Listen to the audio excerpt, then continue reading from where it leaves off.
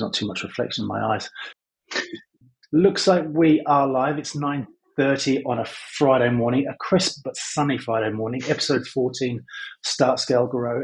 Absolutely delighted and excited to be here with good friend and L&D superstar. Is it wrong to say superstar? I don't know, but let's go with it. Dan Mottau, absolute pleasure to have you here, my friend. Thank you for joining us. Good to see you again, Simon, and thanks for setting the bar so low. We only like superstars here, so you have to have some kind of superstar qualification, and if you don't have one officially, we will absolutely make one up for you. I've been looking forward to doing this one because I think it ties into a whole bunch of conversations I've probably been having over the last few months with businesses of all sizes around the quality of the leadership and how that impacts talent attraction, talent retention, and just makes them a better business. And I think one of these things that we keep coming back to is most of us learn how to be a leader / manager, and we can have a debate about what the difference in the two is. But most of us learn by osmosis. And you ask anyone, hey, tell us who your best manager or your worst manager was, and you'll be looking, you watch half an hour later while they're still going on about it. So I thought that a conversation for us around this, and then your experiences from an L&D perspective of rolling this sort of training out, and probably having seen firsthand the impacts of it on businesses, might be an interesting conversation for founders, leaders, HR directors who are thinking about some of these challenges in their own business, and hopefully they'll come away with some things that maybe they hadn't thought about previously, or might confirm some stuff that they thought they already knew. And if they wanted to get even more crazy, they could probably reach out to you for a conversation and have a chat. So I thought that would form the basis of hopefully a mildly interesting conversation for anyone but us. Sounds good. Always happy to geek out. Perfect, my friend. Let's start. Why do so many businesses, do you think, struggle with leadership and management? Yeah. Look, there's two things that first come to mind. The first is definitional, which is, I think a lot of people conflate the two terms and use them interchangeably. And that's not necessarily a problem unless it's your job to transfer skills and knowledge and to know how and when you're doing that. And what I mean by that is that to be a people manager, or the formal role of a people manager, that thing that is a task and a role, requires a series of checklists and tasks and duties and workflows. And these are, for some part and to a large part, these are very pragmatic exercises and motions you have to move through. Planning for one-on-ones, goal reviews, all these sort of life cycle elements. But they're largely procedural in nature, and it's a job. Whereas leadership is more about mindset and behavior. And whilst you would hope all people managers are great leaders, everybody should lead and be a leader. So leader is just the way you show up. It's about the way you lead yourself. So again, you don't have to be a people manager to be an effective leader, because leadership is fundamentally about followership. And people in non-managerial roles generate immense followership. And that's through the way they show up every day. It's through respect. It's through living values. And I know values is one of those interesting topics even of itself, but fundamentally values in most businesses, they're about how you show up and how people want and need to show up in the business. So you don't need to live those to be a people manager or vice versa. That's about leadership first and foremost. I think the second point, which is really critical to this conversation too, is that it's leadership especially, and people management too, they're a slow burn. This is not some simple transaction where you send someone to a training course and all of a sudden they become a great leader, or all of a sudden they've overnight decided they're an expert in check-ins and great people management. Businesses want to see fast results. And in terms of revenue generation and those sort of more tangible elements, you can turn around things pretty quickly. But we're talking about the human element. We're talking about people's instincts, their habits, their rituals, their behaviors. And these things are iterative. They take time. And I often say it's a 1% game. Don't try to aspire to be a great leader tomorrow. Just aspire to be 1% better tomorrow. And you build a learning ecosystem to support that. Yeah. I think there's some really good points there. So this notion of being a leader of one i.e. yourself, I think was reflected in probably in that LinkedIn post that we've all seen and either all eye rolled or all commented on, where that thing is that things that take no skill, turning up on time, being a good workmate, doing what you said you'd do, that sort of thing. To me, that's a bit cliched, I guess, but that sort of sums up this idea of leadership of one. Yeah. Can you lead yourself? Do you have the self-discipline to do the things that need to be done? Be a good teammate. You're never the person that's speaking badly about others behind their back. You have no issue with people repeating conversations that you've had one-on-one with them. But these are just the elements of just being a good teammate and having the self-discipline and the self-leadership, I guess. And to your point, these are the things that probably people follow and gravitate towards. So when insert name gets promoted to a role, people go, well, of course she would get promoted. Like she's brilliant. She's amazing at what she does. Why wouldn't she get promoted? But is that the sort of thing that you're talking about? Yeah, absolutely. And as you become more experienced in your career, it then sort of radiates out from leading yourself effectively to how you then influence and lead others. There's a really nice framework I often come back to, and I think it's one you and I have talked about before, which is lead yourself, lead the team, lead the business, or lead yourself, lead others, lead the business. Yeah. And the idea is effectively that as you become more senior or more experienced in the environment, seniority doesn't always have to play a role, then your accountability for each of those three elements increases. You are increasingly accountable through your experience and through the quality of your relationships to start to influence positively and support others around you and to help lead them. And that's whether you're a people manager or you're an expert individual contributor, you still have that responsibility to look out for others, for your peers, to support and guide them also. And then seniority tends to play more of a role in the third piece, which is around leading the business as a whole, about setting direction, vision, and about creating the conditions for psychological safety, well-being, performance, and success. Is everybody suited to leadership? That's I think the simple answer to that is yes, if you want to be. It's not like any other skill where you can hone it to a point in isolation. Your craft skills. Many very brilliant contributors can get away with a career being a craft-based expert. Yeah, but you have to really want to be a leader. So I think the simple answer is those who are predisposed or have the desire to lead can certainly become great leaders. But you've got to invest. It is such an iterative investment, and any leader who thinks they've made it is wrong. You've never made it. It's constant reinvention. It's constant self-analysis and reflection. I came back from a wonderful executive offsite over the last 2 days, and this is a room of really brilliant, clever people who have built a really clever and interesting business very, very quickly. And one of the things that struck me, which I really admired in this group, was just how aware they were of how much they needed to grow and learn and evolve. And that as their business was evolving, going from that sort of startup to teenager, scale up sort of stage, that just how much things needed to change, not just in the systems and practices of the business, but in them, and how much they needed to move forward with the business too. And the awareness of that was really impressive. It's a rare thing as well, right? Yeah, it is. It is. And you can see it in a room when you're working with leaders, whether you're coaching, group coaching, or running workshops. You can see the early sparks where people recognize it very quickly, and you see the others who sort of come along gradually, and even some who resist and fight back against it. Yeah. And I love all those perspectives. I love engaging with all those perspectives, but it does show you that different people have a different perspective on what it means to lead, which is why I think I started with the point about being definitional. I think where most businesses and leadership teams fall down is they're actually not clear on the definition of the action they're taking. Is this a people management action, or is this a leadership action and behavior? Yeah, and we all learn lessons the hard way, I guess, as we transition from maybe being in an IC role to leadership role. It's funny, I remember having conversations with people years and years ago, and my thought at the time was that you become a manager / leader, and it's now no longer about you. It's about my team and them and what they want to do. And yes, that's true, but it's also more about you. To your point earlier, the way you show up, the way you behave, the way you deal with challenges that that come your way, the way that you make time and space for your team to be able to come to you with this problem or that problem.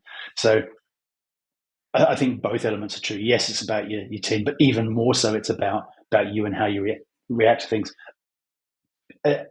As leaders, everyone's looking at you as well. You're always being judged. You're always being judged on how you handle situations. You know, we're out of the office now, but we've all been in roles where you're 5 days a week in the office, and disagreements happen, and meetings, and we've probably all been in those meetings where two people are disagreeing about something, and everyone else is sat there like, this is going to be amazing, or not. And leaders get judged in those kinds of scenarios as well, how they handle friction and tension and uncomfortable things. It's a lot, particularly for young first-time leaders to deal with, isn't it? Yeah, and I think one of the reasons that it becomes so difficult is most organizations are playing catch up on people management capability and leadership competency. You often, and you and I have worked together a number of times now, and we've seen in every environment that it's always this catch-up game. This brilliant contributor was made a leader because they're a brilliant contributor, but now they spend their first 12 months in that role learning how to swim again. And one of the things I often advocate for is teach people before they need it. Or at a minimum, the learning needs to be just in time. Like prepare these people who are going to go into these new rooms and have different levels of conflict, and ideally really healthy conflict. But you need to prepare them in advance for that. Otherwise, what you end up, which is unfortunately, I think, the more typical scenario, which is you have this brilliant contributor who walks into a different space with a different degree of politicalness, potentially, a different degree of contentiousness, and a degree of conflict which is all new. It's not necessarily conflict on a craft specific element where perhaps historically they were the expert in that space and therefore they felt comfortable in that knowledge. They're now talking about things that are less objective. A lot of their debates become very subjective elements around how people interact and move and collaborate, and that's a learning curve that people need to go on. And my argument is they need to be going on that curve before they're there. They need to, I'm not saying, I mean, because as I said, they're never all the way there. It's a constant learning thing, but we need to start with that talent earlier. We need to prepare them and create these programs to support emerging talent. And even in programs, it's funny, I hear the term emerging leadership series a lot. And you look at the people in the series, they're not emergent leaders. They're already leaders, or they've been thrown into these formal people management roles and they're not prepared and they're always catching up. And I think that's really problematic. Yeah. I think there's a lot to be said that for this recognition of this early talent, this people are identified as potential future leaders, and then how do you enroll them in some courses, exactly what you're talking about, to get them as well prepared as possible, so that when the opportunity arises, they've at least got some ticks in the box of at least how they're going to approach some of these things. Do you remember doing your first one-on-one as a first-time manager? It's terrifying. Yeah. You think it's going to be easy, but it's horrible. Yeah, it's funny because I spend a lot of time coaching and supporting managers to run great one-on-ones, and I've run workshops around these same themes. What does a great one-on-one look like? What does a train wreck look like? And I can think back to my very first one-on-ones. It was the train wreck one-on-one. I assumed it was my job to bring everything to that room. I thought I had to speak for the entire 30, 40, 45 minutes. And it didn't occur to me for years and years that the sweetest one-on-ones are when you actually sit back and spend most of your time listening. But no, I wasn't prepared for that. No one taught me how to do that. No one had mentored me and supported me to do that effectively. And I've had some really great people managers. But even when they may have been doing some of those things really well, I probably didn't pick up on it either. So I've run plenty of train wrecks. Yeah. and as a first time manager as well, you end up becoming the fireman. You want to be there for your people, and everyone comes to you with everything, and you think it's your duty your job to help them with everything. So you have this task list of all these things for everyone else that you're doing, and if you keep doing that, you inadvertently you don't push responsibility back on your own team to be their own problem solver and be their own leaders. You just become this landing mat for everybody else, just to throw their issues and things over the wall. And it's all right, I've got this. I'll put it out for you. Keep going, doing what you're doing. And I'll touch on that very quickly. There's two big things at play there. The first, and I think the most prominent, is your sense of reward and recognition, which is that up until that point, right, being an individual contributor, the reward was immediate. I do X, therefore that's right, therefore I'm good at my job. One of the challenges with being a people manager and a leader is a lot of your contribution is indirect. You don't get that immediate moment of, oh, I smashed that or I nailed that. You're supporting people to have that impact, and your impact is judged through theirs. And the more senior you become, so become a people manager, become a leader of leaders, you become further and further away from that impact. It's not saying that you're not having immense impact. It's just that the time between the action you take and the sense of reward and recognition for that action is far greater. It's a much longer burn. And that's really hard because our egos don't do well with that. So as you say, what do most managers and people managers do in that situation? They lean in and they want to do the work for people, because at the back of their brain, they're going, I don't know if I'm doing anything right now. I don't feel like I'm being successful, because what defines success before is not what defines success for a people manager or a senior leader now. Right. And therefore the tendency is I step in close and I disempower my team. Yeah. That dynamic is really hard to break. And I don't blame people managers for falling into that trap. And a lot of the work I do, particularly in coaching, is working with people managers to step out, to create the space and find different ways of objectively measuring their impact. So by tracking their team's successes and the degree to which they still have their hands on tools, that's part of it too, of course. But you really need to shift perspective. The second one I'll mention just very quickly is that movement from mentor to coach, which is, and typically as you become more senior and further away from the direct hands-on tools type work, you initially become much more a mentor and support. And over time, you need to become much more coach and provide space for people to find their own solutions. And that too is really hard, because for the same reason in point one, that immediate ego hit that you get by seeing yourself having a positive impact right there in the moment, they become further and further apart. Yeah. And I, having hired leaders for leadership type roles for a number of years, one thing I quite often hear is a version of, my role was to do myself out of a job, so that the team no longer needed me to be doing X, Y, Z for them, and they were self-managing, that sort of thing. Is that what this ties into, what you've just described? Yeah, I think that's a wonderful philosophy to have. And I think one of two things either happens in that situation. Either you intentionally seek to make yourself redundant, and therefore you become absolutely indispensable to that team. Because you are the leader who's creating, and we talk about what leadership is, that person's created the conditions for success. And the question therefore becomes, well, if you step out of that equation, does that success diminish, or does it continue in your absence? And without knowing the individual and the team itself, who knows? But you need to ask that question.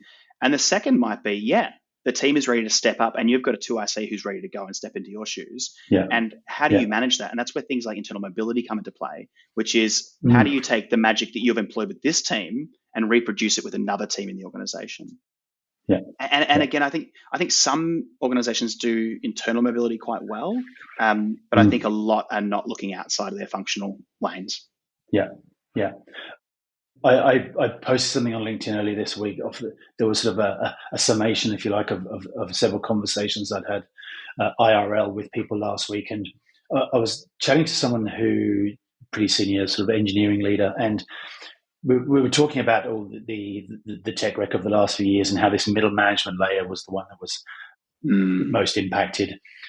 His comment was, in tough economic times, that layer is the luxury that execs decide they can no longer, they can live without for now. And we sort of went down this rabbit hole, and again, this person suggested there are sort of three levels of this mid-management layer. The new manager who's just come up from an IC role is now having to deal with all the stuff that you and I have just been talking about, doing one-on-ones, and they're exposed to internal politics for the first time. And if the worst comes to the worst, they're happy to go back to an IC role to keep their job and not face redundancy or something like that. then the second layer is people who don't necessarily want to be the CTO. They don't want to be an exec. They're kind of comfortable in this. Yeah, I can kind of deal with the exec layer if I need to, and but I'm not hands-on anymore. That's not what I do.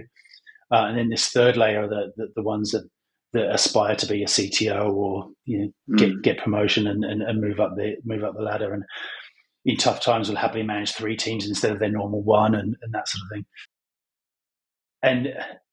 And the way this person sort of described it was logical, and I hadn't really sort of looked at it that way before. But that on the face of it, that middle layer would seem to be the one that would be the most at risk if restructuring and all that sort of thing happens. How do people protect themselves from being in that position? Does this mean that everybody has to aspire to be the CTO? And there's only the pyramid gets tighter at the top, doesn't it? So what can people who find themselves in that space, what can they do you think? Yeah, look, it's a really tough one. And I don't think it's just incumbent on the individual. I think it's also very much incumbent on leadership to understand what talent looks like and how diverse talent can be. I had a conversation recently about the power of the silent achiever, and it's I'm not necessarily saying that silent achiever is synonymous with not aspirational, not at all. I think I'm suggesting, though, that by being that silent achiever, by not playing into the politicking, by not being overt about aspirations for growth and future prospect, there can be an assumption on the leadership team's part or the executive's part that they're not aspiring or they're not of high or great potential. There's another whole debate to be had around whether potential is a good measure or not. It is a very subjective point, potential. And the only thing I'll drop on that very quickly is potential is essentially an individual manager making an assessment on a person on very minute amounts of information and how they'll show up in a potential future space they've also imagined. We're putting together a lot of subjective what ifs to determine that person is of potential or not. And I think that plays into a little bit, which is, do I think it's incumbent on the individual to find a way to express their value? Absolutely. But to do it in their style. But I also think they have to be met in the middle by leadership teams who tend to have this view that the most successful people are who are those who are best at politicking, who are those who are best at expressing themselves openly and overtly. And we see this in a lot of reward and recognition programs, even Slack channels for shout outs and those types of things. It's always the same names. It's always the same faces. It's those individuals who have been successful in politicking and building tribes around themselves. However, we cannot lose sight of those highly talented quiet achievers.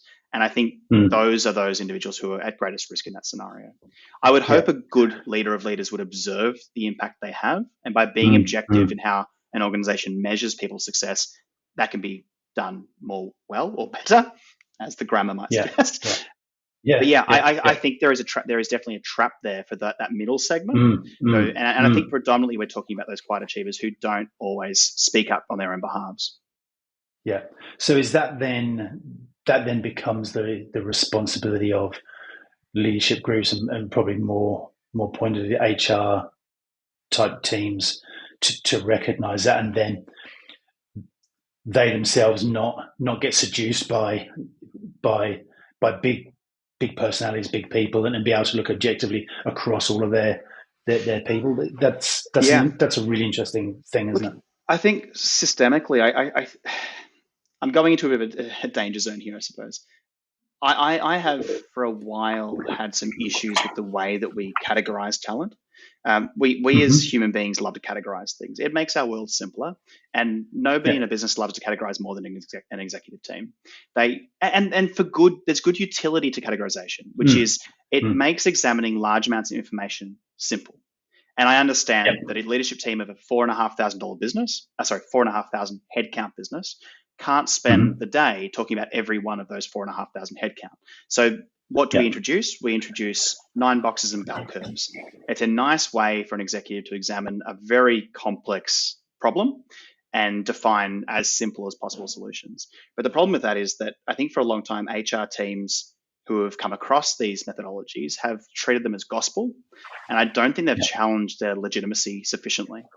And as I mentioned before, I think one of the biggest problems is not necessarily the objective measurement of performance, i.e. the impact a person has. And even that is deeply biased depending on who is doing that assessment. And then we can add calibration to that, which is another potential layer of bias. I think one of the challenges we have is actually in measuring potential. Because fundamentally that mix of performance and potential is what we define as a person being valued for investment or not. If a person gets stigmatized by being a LOPO, then they get wiped off for 6 to 12 months. And that stigma can last with you, whether it's justified or not. And bear in mind, the people applying these labels have biases and have their own personal stuff going on. And it's not necessarily always true or accurate.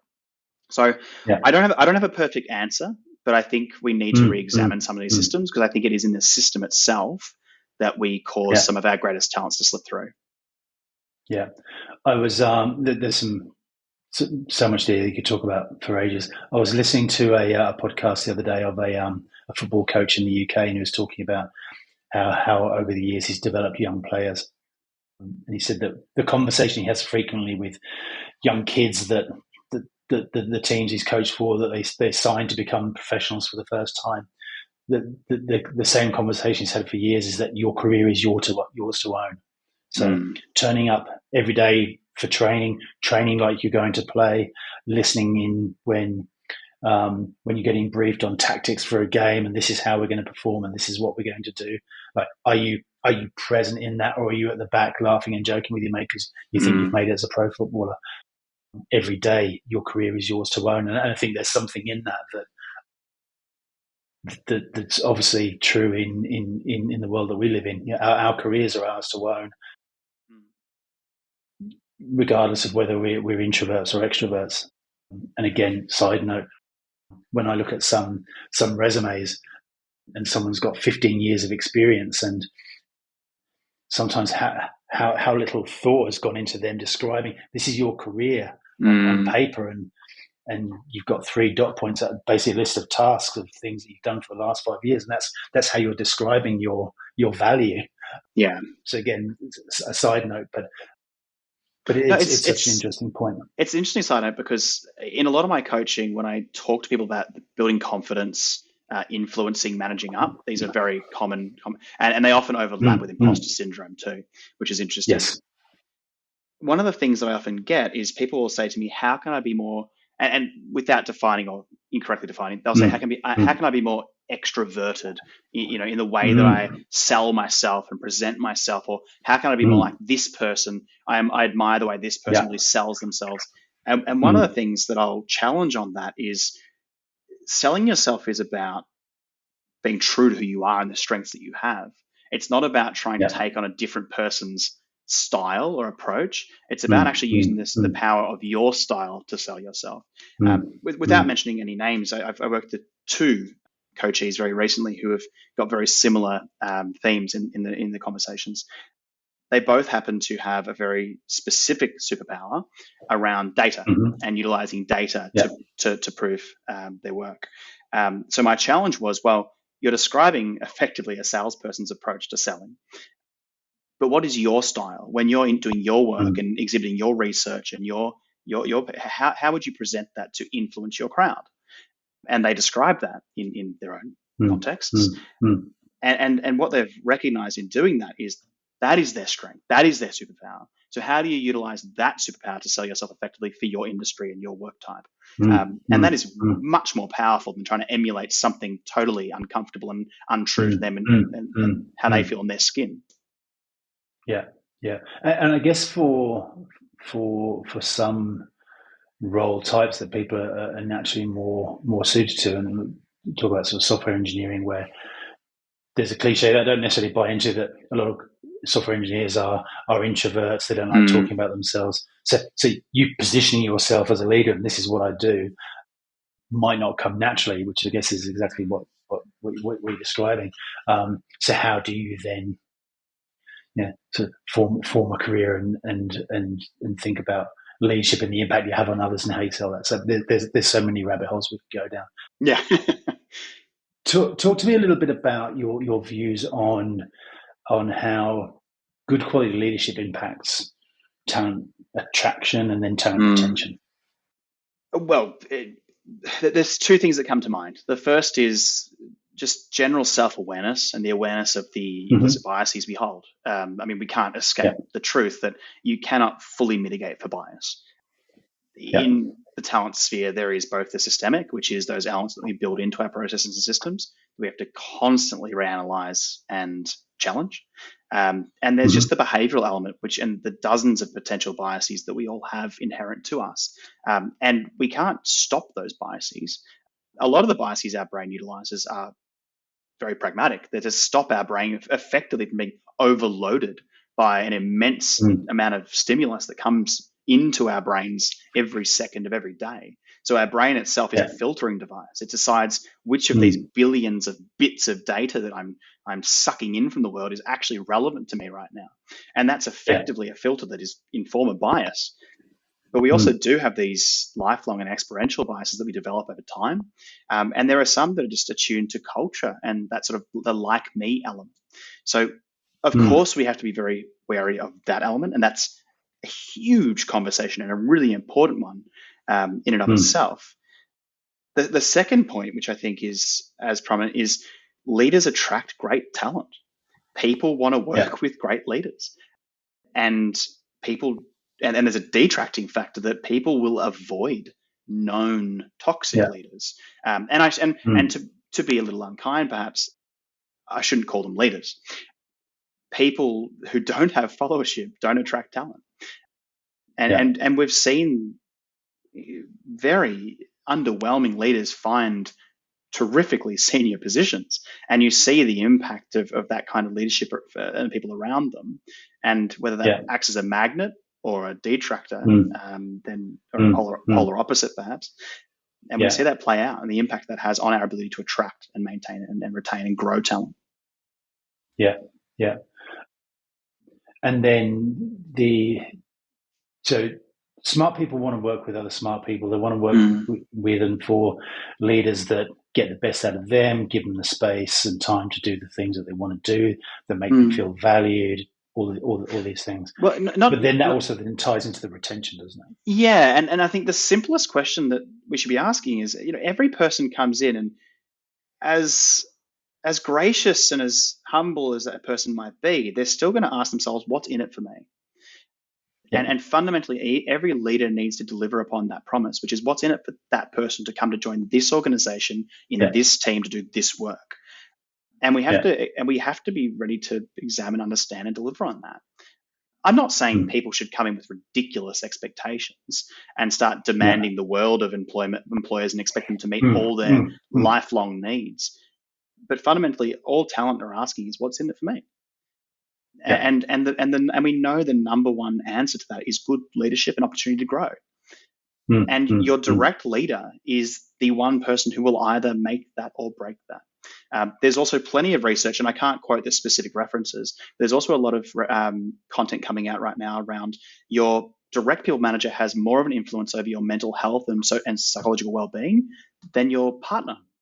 And that's an astonishing recognition. It's sort of intuitive and unsurprising, because on any given week, we probably spend more time with our people manager than our partner for some of us. So to find out that this person that we report to that occupies 30, 40, 50, 60 plus hours in a week, depending how insane your working schedule might be, that this person can dictate your overall emotional and social well-being.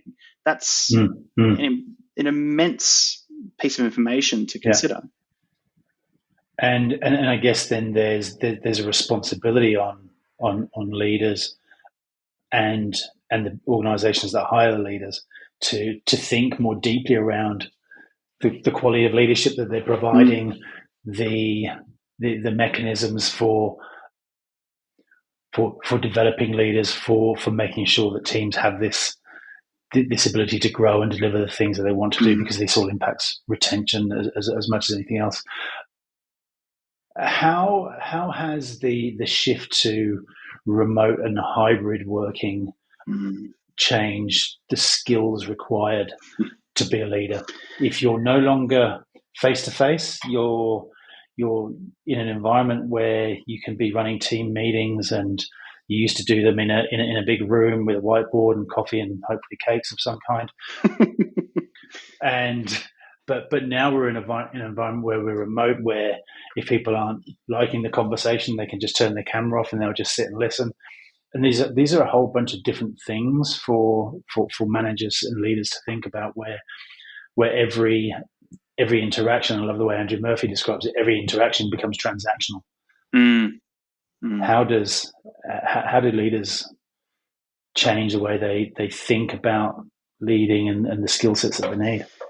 Yeah, I've got a bit of a different angle on this, and a pretty strong opinion too, which is let's do it. Let's get in there.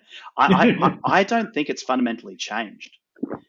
Right. I think the capabilities that made a great people manager and a great leader before the advent of COVID and that which pushed us much more hybrid or remote are the same capabilities and strengths that leaders need now. The difference is you can't fake it when you're at distance. And I think that's a notion that a lot of people have missed in this whole conversation about whether we work remotely, hybrid, whatever your blended model might be, or then what now appears to be a significant push to come back into the office. I think what that really signals when we have all these return to office mandates is that the leaders you have in your business just aren't capable. You can spin it how you like, and a lot of companies will say, we are better together. This is the phrases you'll hear. The PR spin will be, we're better together. Being together builds community. Community engages culture. Culture is critical to everything we do. Now, I get that to a point. And I agree there is, and I don't dispute, I certainly agree there is power to being in person with people. But I don't think it's incumbent for the most or critical for the most of our work to be physically in these cubes and boxes where we can see each other eye to eye every day. So back to the core of your question, my answer is essentially no. I don't think the competency and capabilities of great people management and leadership have changed at all. I think it's merely exposed how weak some of our people management capability and leadership competency is in practice, because you cannot fake it at a distance. In person, you can get away with charm. You can get away with going for a walk for a coffee and skipping over the importances of what you need to be doing in that moment to just have a good old chat and yarn with your team. You can also get away with the fact that in a team meeting in person, everyone's around the table and there's no escape for them. But are they any more or less engaged? No. They're absolutely the same amount of more or less engaged, dependent on how you're showing up as a leader. You're just not seeing it, but because you're in person, it just feels different to you as a leader. And I think this is what's ultimately pushing a lot of executive teams to say, get back to office, because they knew and they're remembering how it felt to have people in person, but there's a big bias in play there. So my answer is it's doubling down on the skills we already know that leaders need, and those skills are applied in exactly the same way no matter where you are. So great leadership is great leadership regardless. Cruddy leadership is cruddy leadership regardless. Yeah. I mean, if we boil it down to let's just talk about people management competency, the basics of how to be a good people manager. Yeah. Are you running great one-on-ones? What does a good one look like? What does a train wreck look like? Are you giving really good and powerful feedback? And to use still a bit from Kim Scott, are you doing that with radical candor? Are you doing it directly in the moment and with empathy and care and kindness? Yes or no? Are you setting clear and tangible goals that people can work towards? Are they adaptive when things change? And are you creating that constant cycle of check-in to ensure these things remain on track and aligned? Now, if every people manager, let alone senior manager or leader in an organization, was doing that, a lot of the pain we experience in businesses, a lot of the catch-up we play, we wouldn't be spending so much time there. But it's a lot of those fundamentals we're not getting right, but it's also those same fundamentals that we keep hearing, how to lead in a remote workforce to set goals. It's, well, no, shut up. It's the same skills. You just got a camera rather than two seats in a room. It's no different. Yeah. The conversation is exactly the same. Yeah. And as you spoke earlier about biases and how our brain is brilliant at filtering, and we've evolved to be like that. And along the same lines, we as team members, employees, managers, leaders, we like understanding boundaries. We like understanding expectations. We like understanding the world around us, even if it's at a task level, an outcome level, so that we can make sense of the world and we know where we're going, and it gives us meaning and reason, all that sort of stuff. So what you're saying is that those things are no different regardless of whether you're in a room together or if you're on a remote call like this. That makes sense. I get that. I think the difference is that sense of fear, which is that when we feel that loss of control over something, then fear naturally comes with it. And as evolved as our brains are in terms of filtering information, and that obviously causes biases, our brains are also very primitive in many respects. And our fight and flight or freeze responses haven't really changed that much. And it doesn't matter if someone's going to throw a basketball at your face or throw a punch at you, or if you think you're going into a room to have a really difficult conversation, your body responds, your brain responds in exactly the same way. It treats uncertainty, change, and ambiguity as a threat. So when we find ourselves in a situation, either as an individual or a contributor or as a people manager, and we feel ourselves something slipping from our grasp, from our control, then we fear it, and therefore we tend to act to change it, to put ourselves back in control. And I think this whole hybrid versus in-office conversation is actually less about competency and it's more about fear. Yeah. I'm not asking you to comment on every company going because you obviously don't know them, but in your observations and from what you've seen over your career, do companies in general invest enough in helping their leaders be better leaders? Yes and no. I have seen companies do terrific work with their leaders and understand the value in great people management and great leadership philosophy. Yeah. And I think, again, coming back to one of our first points, those companies that do it best don't necessarily have, the best consulting outsource companies working with them doing these fancy sort of simulations and VR experiences. It's not about any of that stuff. It's about the actual philosophy that leadership of the team holds, which is that leadership is that slow burn. It takes time to embed. It requires social learning, peer support around it. And I think the companies that get that do it well. The companies that I've worked with that seem to make absolutely no progress are those who view it as a transaction. And that is essentially, part of it's just a misunderstanding about how people transfer information and learn and adapt and grow. I think there's just a fundamental misunderstanding about how people learn. That is what it is. And the companies that I see that don't do it well are those who try to implement very quick fixes. They implement a quick Slack integration that does nudge-based prompts to do, have you considered asking your team this question today? And it's this idea that, that's going to solve our whole people management problem. And then in addition, they'll run 6 months worth of radical candor workshops. Cool, tick, that's been done. Now everyone in our business is great at giving feedback. Okay, now the problem is X. Okay, let's run a whole bunch of... The companies that get into that pattern of constant reactivity and knee-jerk response, thinking that it's just a box to tick, those companies never progress. Yes, people might latch onto something for a while, but the forgetting curve is brutal. And you walk into a workshop and without consistent, regular, repeated practice, you will lose 90% or more of that information within a week. So companies spend these huge amounts of money on outsourced consultancies, embedded talent, and their own teams. But when they fundamentally get the model wrong and they view learning as a transaction, they've wasted every damn dollar. Yeah. You said something then, the forgetting curve is brutal. Tell me more. Extrapolate. So fundamentally, like the brain can only do so much. And there's different learning styles, of course. Different people are better at taking information on face and remembering it. And we all know there's people at university, right? You had that one friend that was an absolute pain in the ass because they'd read a book once and they'd memorize it almost verbatim and they'd smash the exam. Whereas you had others, and I'm very much like this, where unless I've got my hands on it and I've done it 5 times, I will not process what that thing is designed to do. So putting the learning styles aspect aside, the forgetting curve is effectively just an indicator of how we process and code information into our memory to transfer it from that working memory to our long-term memory.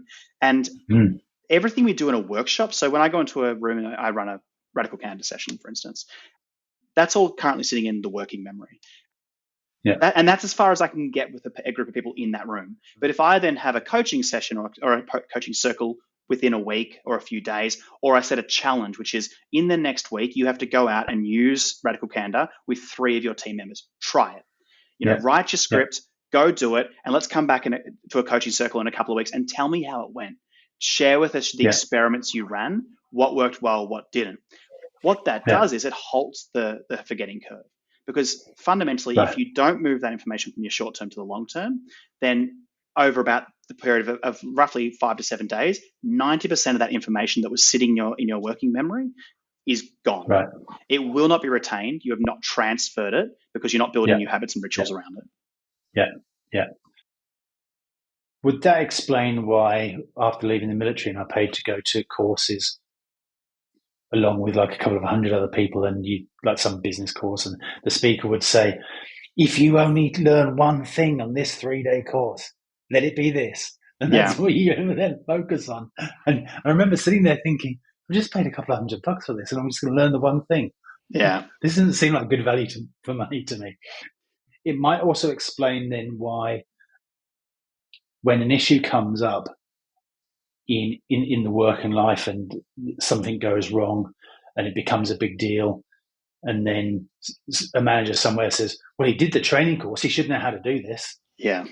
This is the box ticking. And that's the box ticking mentality. Yeah. That's the transactional view on what leadership and people management is. And to work that assumption is just so false.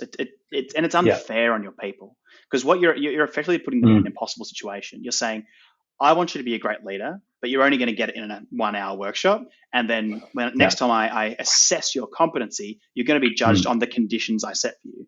So, and this is where leadership teams have such immense influence over this stuff.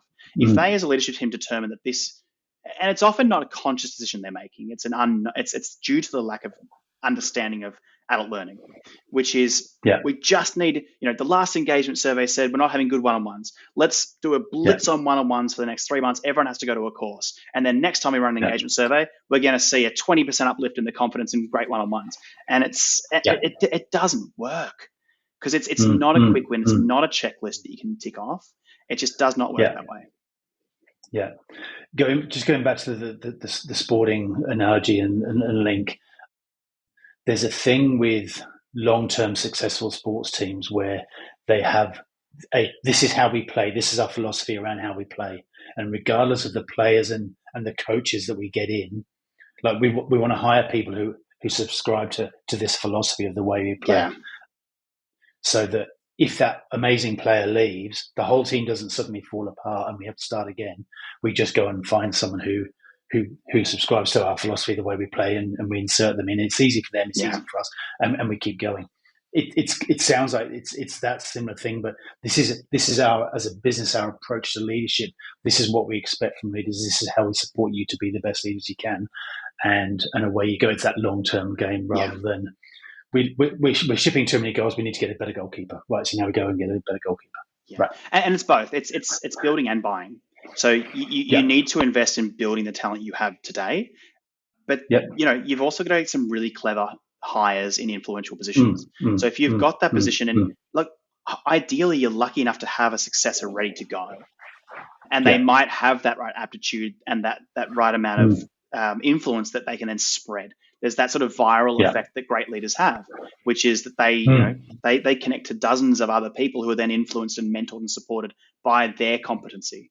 So I think every time it comes for a hiring decision, have a think about, do you have that skill set in place, or do you have to buy and bring that in? Yeah.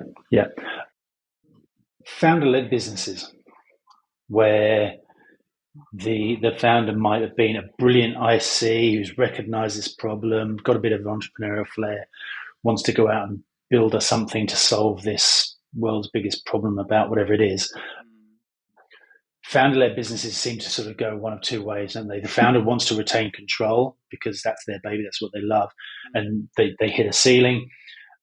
Others get to a certain point where they might get investment, they then get leadership advice, or they're bored, and the founder recognizes they're not the right person now to lead the business. I think there's definitely something there with having the right people in the right roles, isn't there? And then from a leadership perspective, the impact that has of having the right leaders. Yeah. I mean, you look at some of the businesses have just done extraordinary things that are founder-led. Canva, probably a great example, Atlassian, with the announcement there, the CEO stepping down. But having the right leaders in the right roles, super important. But then recognizing that not everybody is suited to those roles at the right time. Yeah, and I think you've already highlighted the two potential directions there, which is you have that leader who, and rightfully, they built this thing from nothing. They might have spent every single dollar in their bank account and lent some more to make this thing come to life. So letting go of that in some respect is pain. It's grief. And I completely respect why they might cling on to that for dear life. But you're also right. There are, and there is a third subset too. There are those very rare founder CEO types who actually are able to make the transition. Yeah, there's still a question mark about how far they can make that transition. So and how far they can stretch that, and if they ever get to that sort of enterprise stage, then that might be where the ceiling is for them too. But you're right. They need to be very aware of where that ceiling is and making the decision early, because I'm sure you and I have read plenty of stories and seen firsthand when a CEO hangs on for too long and the damage that can start to do to the business. Yeah. I'm mindful of time, and I'm also mindful that you and I could probably talk all day about it. And whilst it'd be a thrilling conversation for us, it'd probably be the world's least played and most boring podcast for some other people. Let's wrap up then. So the major touch points are that there's this difference between managing and leading, and businesses could probably do better with classifying what those things are themselves, and then that's how they then articulate them to others. Being a leader of one, leading yourself, is probably a pretty good place to start. How you show up every day, regardless of your position, regardless of whether you're week one, day one of your first job out of uni, or a person who's been in the workforce for 40 years. How you show up is how you are. Leadership in remote / hybrid settings versus in-office settings is no different. Good leadership is good leadership. Quality leadership is still the same. And you're saying that getting your leadership right, regardless of what your working environment is, shouldn't have really huge material impact on that. No. And investing in leadership, taking the time to invest in leadership, think of it as a long game rather than let's just fix the thing that the survey told us or the thing that we're getting feedback about now. But this longer term approach to leadership builds sustainability in retention, talent attraction, but ultimately then business performance, which is what every CEO wants. And critically, be proactive in that investment. Don't wait until people step into leadership roles. Invest in them early. And I think one of the things that also does, and I think you and I even talked about this at Zendesk, which was a lot of there was an Illuminate program we ran at Zendesk, which was very popular. And one of the points of greatest excitement for me was when we started introducing aspiring and future leaders into that program. And one of the conversations we often had in that room was, this is not necessarily about something you need to be doing today, although we can all lead using these skills today with our peers and managing up. But it's also an opportunity for you to decide if this is for you. I think we have to be very honest with our leaders that there needs to be an opt-out clause, which is, sometimes it's not until you're really in it and you feel it, it's right or wrong for you. And I think a lot of businesses need to be a little bit more understanding and supportive of members when they say, I don't want to be a people manager. I miss being a contributor. Can I take a step back into that role? And that's not a judgment on the person. It's just a very practical assessment of their passion and competencies and where they want to spend their time and effort. Because as we've said throughout the session, as you become more senior in people management or leader of leader type roles, you get further away from the tools. And not everyone wants to be further away from the tools. And we often push people into these roles because of that expertise, but not realizing that saying, you're a great engineer, now I want you to be a team leader, is not actually that different from saying, you're a great accountant, I want you to be a lawyer. It's actually a different job. Yes. Yeah. And so then we need to, you're right, we need to let people know that it's okay that they want to do that. Is what I'm saying, because and give them a taste early too.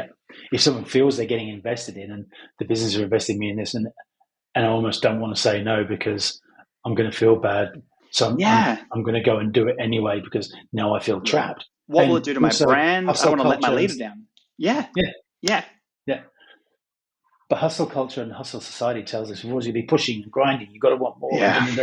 And some people fall into that and others don't. And some people, I think, get to a certain point where they go, I don't care about hustle culture. There's only so much time in life. Cool. Brilliant. Mate, this has been just fantastic. Way better than I expected. Thank you so much. If people want to find you online, where can they find you? Yeah, they can find me on LinkedIn under Dan Mottau, Mottau. You have your own website or anything like that? I don't. I keep myself pretty low key. Yeah. If there's anything that I've talked about that anyone's keen to learn more about, wants to geek out with me, please connect with me on LinkedIn. Shoot me a message. I'm always happy to chat. Perfect. If you're watching this on YouTube, we'll add Dan's link in the details here. And if we can do it on Spotify, I think we can as well. We'll add it there too.